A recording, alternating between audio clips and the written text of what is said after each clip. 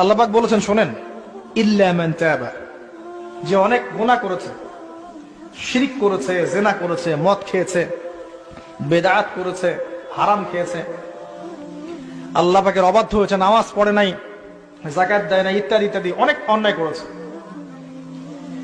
একদিন তওবা করে ফিরে এসেছে। আল্লাহ পাক বলছেন ইল্লা মান তাবা, যে ব্যক্তি তওবা করে ফিরে আসলো, ওয়া আমানা, এবং ঈমান নিয়ে আসলো, ওয়া আমিলা আমালান সালিহান, এবং এখন থেকে সৎ-আমল করা শুরু করলো, হোক সে নারী বা পুরুষ, যে কেউ, যে কোনো বয়সের, যে কোনো বর্ণের, যে কোনো ভাষার, যে কোনো দেশের, এগুলো কিচ্ছু যায় আসে না আল্লাহ পাকের। ইন্নাল্লাহা লা ইয়ানজুরু ইলা আজসামিকুম ওয়ালা ইলা সুওয়ারিকুম ওয়ালাকিন ইয়ানজুরু ইলা কুলুবিকুম ওয়া আমালিকুম।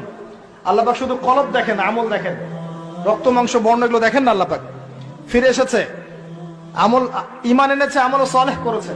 আল্লাহ পাক বলেছে উলাইকা, এরাই তারা, ইউবাদদিলুল্লাহু সাইয়্যাতিহিম হাসানাত, এরাই সেই ব্যক্তি যাদের